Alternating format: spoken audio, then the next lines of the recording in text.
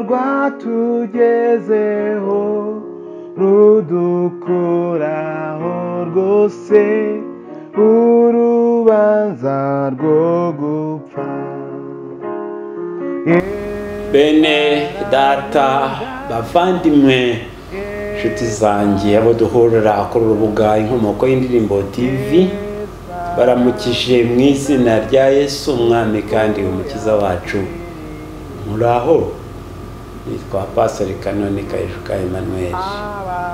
Nejejwe n'umwanya mbonye wo kuganira namwe ku nkomoko y'indirimbo ya 288 yo mu gitabo cy'indirimbo zo gushimisha Imana, izo bakunze kwita indirimbo z'abaprotestanti.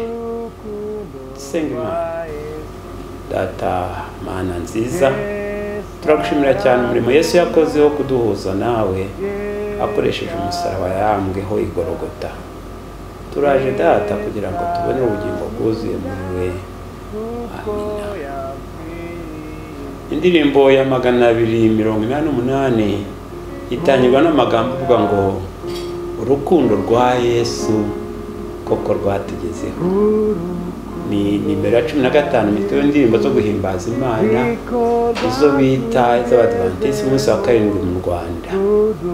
Ni nimero 288 mu gitabo cy'indirimbo z'Abaprotestanti b'i Burundi. Ni nimero kandi 661 mu gitabo cy'indirimbo z'Icyongereza cyitwa Golden Bells. Ni nimero kandi 253 ibitabo cy'indirimbo z'Uruganda cyitwa Enyimbo yo kutendereza Katonda, Kampala, Uganda. Uwanditse amagambo y'indirimbo no witwa Anna Bartlett Hona, wavukiye ahitwa New York muri Leta Zunze Ubumwe za Amerika mu mwaka w'1820. Anna yari afite mukuru witwaga Suzana, ntabwo bigeze bashaka. Anna yanditse iyi ndirimbo afatiye ku magambo ari muri Mariko igice cya 10 umurongo wa 16 avuga ngo arabakira abaha umugisha abarambika ibiganza. Ni Yesu wakiriye abana batoya, abarakikira, arambika ibiganza maze abasabira umugisha. Urukundo rwa Yesu ratangaje rugera no ku bana bato. Iyi ndirimbo yanditswe mu mwaka w'1860 maze irusha izindi zose gutuma abantu bakunda Yesu. Se wa Anna yari umuhanga mu by'amategeko. Anna na Suzana mukuru we bamaze gupfusha ababyeyi bombi, bagize ibibazo byo kubona ibibatunga, maze bahitamo gukora umurimo wo kwandika ibitabo. Mu mwaka w'1858 Anna yanditse n'ibitabo by'indirimbo zivuga iby'itorero riri ku rugamba. Izo ndirimbo zakuriye mu bihugu bitandukanye. Iyamamaye cyane kurusha izindi mu mwaka w'1869 ni turimo kuganiraho urukundo rwa Yesu nziko rwatugezeho. Iyi ndirimbo yatumye abana benshi mu bihugu bifite imico itandukanye bamenya Yesu. Ni imwe mu ndirimbo za mbere zabanje kwigishwa abantu bamaze kwegurira Imana bo mu bihugu bitari bimwe. Imyaka yabo ya nyuma, Anna na mukuru we Suzana batuye ahitwa Hudson muri New York muri Leta Zunze Ubumwe za Amerika, hafi y'ishuri rya gisirikare ryitwa Military Academy West Point, aho babaye abakristo beza bashishikariye kuvuga ubutumwa no kwigisha ijambo ry'Imana mu ishuri rya Bibiliya ryo ku Cyumweru. Anna yapfuye mu mwaka w'1915 amaze imyaka 45 y'ubukuru. Ishuri rya gisirikare ryamuhaye ahahambwa mu irimi rya gisirikare nk'aho yari umwe mu basirikare, kuko ari umuntu w'ingirakamaro. Ijwi ry'indirimbo ryahimbwe n'uwitwa Dr. William Bradbury mu mwaka w'igihumbi kimwe magana inani mirongo itandatu na rimwe. ni nawe wanditse igice gisubirwamo. William Bradbury yavukiye muri Maine yo muri Leta Zunze Ubumwe za Amerika ku itariki ya 6 z'ukwezi kwa 10 mu mwaka w'igihumbi kimwe magana inani na cumi na gatandatu. Bradbury yari n'umuyobozi wa korali n'umucuranzi mu matorero y'Ababatisita. Yamenyekanye cyane kubera umurimo yakoraga mu bana. Buri mwaka yakoreshaga ibirori by'abana barenze 1000 bahuraga bambaye imyambaro ya isa uniforme maze bakaririmba indirimbo yahimbye. Kuva mu mwaka w'igihumbi kimwe magana inani mirongo ine na rimwe kugeza atabaruka mu mwaka w'igihumbi kimwe magana inani mirongo itandatu n'umunani, Bradbury yanditse indirimbo zigera kuri 59.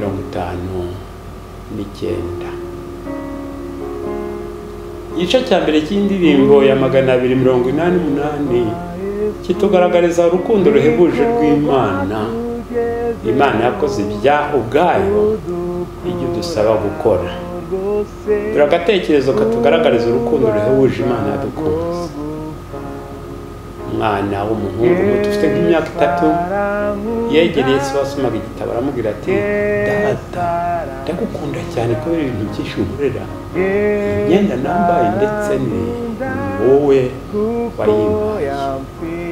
Umubyeyi aramusubiza ati, mwana wanjye ndagushimiye cyane, ariko niba unkunda koko byakonzana amazi yo kunywa kuko mfite inyota. Nuko umwana arishima agenda yihuta ajyana igikombe ngo azanire se amazi amusabye. Nyamara amazi yari ateretse aho umwana adashyikira. Yakoze uko ashoboye azana intebe ahagararaho, ariko ntiyayashyikira kubera ko yari mugufi. Ntiyashobora kudaha amazi ngo yashyire se. Bikomeje kumunanira kudaha amazi. Umwana agaruka aho se yari yicara amuhendahenda ati, papa ngwino umfashe simpashyikira. Nuko se arahaguruka ajyana n'umuhungu we aho amazi yari ateretse, aramuterura. Nuko umwana adaha amazi yuzuza igikombe, se amushyira hasi asubira aho yari ari yicaye. Umwana aramukurikira amushyira y'amazi aramubwira ati, papa agira amazi nkuzaniye. Nuko se yafata y'amazi yafashije umwana we kudaha, aranywa ashima umuhungu we cyane. Imana iradukunda, dukunda ku buryo butangaje, kandi ijya idusaba gukora ibirenze ubushobozi bwacu. Iyo dusabye gukora ni umwana we Yesu Kristo ubidushoboza, kandi bikayishimisha. Ana aravuga muri iki gice cya mbere cy'indirimbo ati, urukundo rwa Yesu koko rwatugezeho rudukuraho rwose urubanza rwo gupfa. Cyo gusubiramo, Yesu arankunda, Yesu arankunda, Yesu arankunda kuko yampfiriye. Igice cya kabiri kiduhamagara kubwira iby'urukundo rw'Imana batarakizwa. Tugomba kubikora twihuse. Ana aragira ati, abatari bahabwa ubugingo bw'iteka twihute tubabwire urukundo rwa Yesu. Igice cya gatatu kiraduhamagara gukunda abandi nk'uko Imana yadukunze. Imana yadukunze tudakwiriye, bityo natwe dukwiye gukunda abakiri mu byaha.